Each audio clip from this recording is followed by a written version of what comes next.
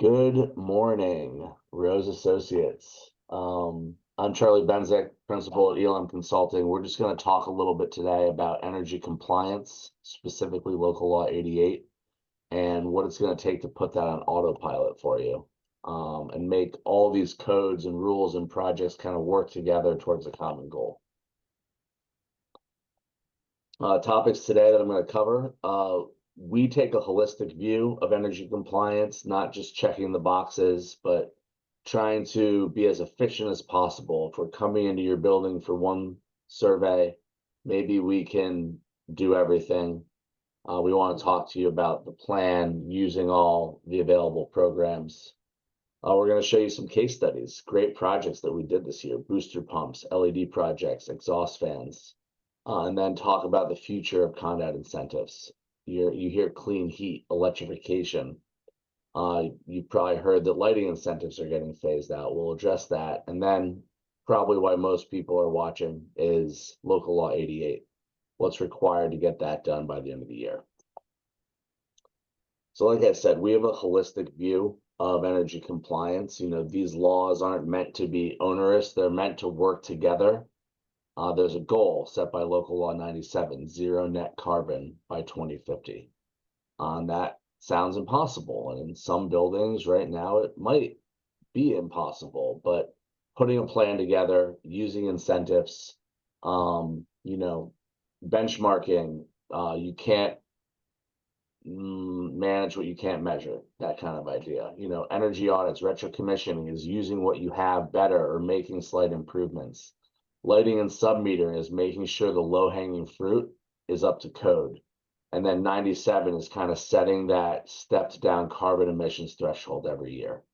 So planning helps us get there. Time helps us get there. NYSERDA has funding for comprehensive energy studies, clean heat studies. 50% of a study can be subsidized. We'd love to talk to you about that. And obviously, Con Ed utility incentives, working with them and Willdan, are also going to help pay for chunks of these projects. So one of the first projects I want to talk about is exhaust fan replacements. This is something where in the energy world, it's obvious. It's not always obvious why you should replace something that's working. At the Ventura this year, we worked with AC Furia. They did a great job of donating a fan. We replaced one fan. The old fan is the red line. You see the kind of squiggly power. It's not consistent power. So like power usage like that can actually affect other things in the building. The green fan is the replacement. So 60% reduction in energy use. This is 2 weeks of data. 336 hours is 14 days.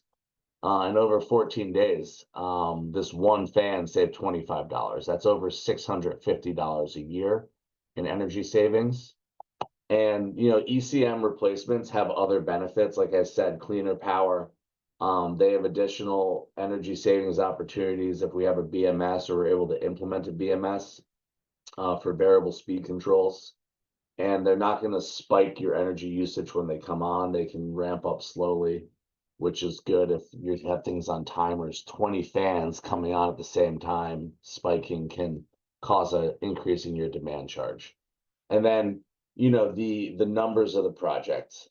We put this on a case study, which I'll show you, but the project was $63,000, net incentive of 12 or almost 13. So $51,000 net project cost, $20,000 of expected energy savings every year, and less than a 3-year payback. That's like a lighting project.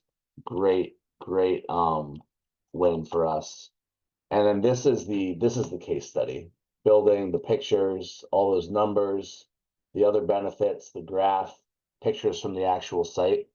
And we can put this together for you to help you sell these projects to building ownership, or maybe not even sell, but busy executive, you have 3 minutes in front of them, put this one piece of paper in front of them, and this is going to sell it. We have another great case study for a booster pump at the Millar, which I'll get to, but less than a year payback for this project. So these are the kind of things, these are total home runs. They're not all this great, but these projects can be great. So we encourage you to look at them. So the booster pump project was $120,000, $70,000 net incentive, $50,000 net project cost, and $51,000 of annual energy savings. Now, projects like this that are such a no-brainer, the utility company sees them and says, we're giving out too much money. So they have adjusted the caps to be based on how much energy the building uses. These energy savings are real. We can still monitor the device and get these kind of incentives, but we expect booster pump projects in general to be between a 2 and a 3 year payback while current incentives exist. So anyone who has an aging booster pump, think of it this way. You don't want to lose your water pressure. One emergency call, one emergency pump rental would throw off the economics of this, or avoiding that emergency would make this payback even better.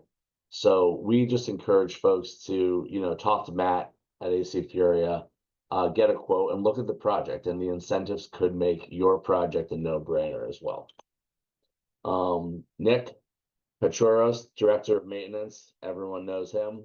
He's really the champion of this program, the architect of the energy program. He works with all the different service providers and is really providing the buildings with as comprehensive of a package as you will see anywhere. But after the Millar got installed, he said the results of the Millar have been outstanding. Post-installation of the new super efficient domestic water pump system, we are year-to-date 17K positive over last year. Now, all those results aren't from the booster pump itself, but it's an example of a lot of measures, small and large, adding up to make a building head in the right direction. Year-over-year reduction in energy, leveraging incentives, that's what we're talking about. The building overall is 13% less energy, 13% less carbon. That's awesome. So there's lots of measures. Anything that saves money, saves CCFs, saves kilowatt hours should be eligible for an incentive. So if you have an idea for a project, if you see something on this list that you think might apply to you, we'll take a look at it for you. We'll see if there are incentives, and even if it's only 10 or 15%, that probably means it's a measure that's been done almost everywhere else. There's still money available. Take advantage of it now before it goes away, or consider it. Incentives, like I said, they're moving towards clean heat. That's heat pumps, partial electrification, full electrification. There's a lot of options. And like I said, there's NYSERDA money to do these studies to make sure they're done right. There's some trepidation in the marketplace, but this technology is getting better and better every year. It's tried and tested. And we will be having, case studies and examples where you'll have Nick's approval, my approval, and we'll say, we think this sounds like a really good project. The financials work, avoiding future fines works, and we'll make that optimization case for you. So what's being phased out? Lighting incentives, gas equipment. EUL is estimated useful life, so things that don't last quite as long. And then some residential stuff. They're putting money into air source heat pumps, ground source heat pumps, building insulation. So these are projects where if the utility is focused on it, they're going to come out with like a bonus incentive during the year. And if you're ready, you might get added money to get a project done and push it across the finish line. And finally, what I think everyone wants to just kind of know a little bit more about is Local Law 88. In general, you've probably seen this one pager. Who? Any building over 25,000 square feet. What? 2020 energy code for lighting and submetering. Where? Any of the boroughs. When? We're less than 2 months out. January 1st, 2025 will be the first time fines are levied. And why? Like I said, all of these local laws aren't meant to only be a pain. They're also meant to push us towards the goal of reducing energy usage, improving our buildings, and being net zero carbon by 2050, or simply just being better. ELM Consulting, we're we provided pricing to do these surveys. We're working with a trusted LED vendor that's done work with Rose this year, Tri-State LED. They have materials in stock. And we're putting everything in place to try to get as many of these done by the end of the year as possible. We just need to communicate effectively and get out to your buildings and get started. So lighting upgrades are required. Building controls or lighting controls are required depending on the space type. The energy code calls for different levels of control. So even if your building's all LED, you might need to add some controls to some space types in order to fully comply. That'll be identified during our visit.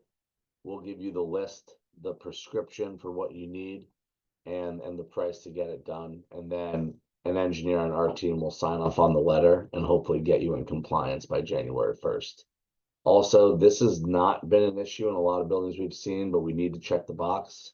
Tenant spaces over 5,000 square feet must be submetered. So that means actual utility grade submeter or a utility meter. And that's what we've seen in a lot of places.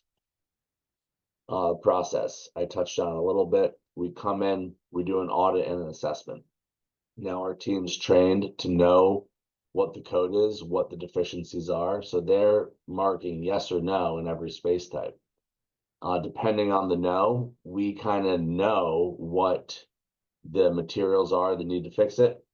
If anything's needed, we try to get it installed. And then the final report, we just simply have to verify that you followed all the recommendations, and then you're good to go. And then this is from the one pager. It should look familiar. But we have a survey that's easy. We collect building information, floor plans, if you've done lighting projects, and we know the wattage of the different LED fixtures before we come in. It just makes it more efficient. We schedule the assessment. You know, there's a desk review that takes a couple days. If there's an install that happens, we obviously want to schedule it sooner than later, but we have the bandwidth to make these happen. And then you get your final letter delivered. And that's the spiel. Thank you very much for your time. Please reach out to myself or Whit Wilcox with any questions. We can connect you with any of the vendors. We can onboard projects. For any project, the first two pieces of information we need are a signed customer application. So who's going to sign it? And we need a W-9 for the entity. Those are the two things that we really need to get started. And then we make the rest of the processes as easy as possible. And we've seen a lot of improvements in the Willdan and Con Ed system this year. So we are confident that we'll close out 2024 on a strong note and have a really great 2025. And we look forward to working with everyone. Thank you.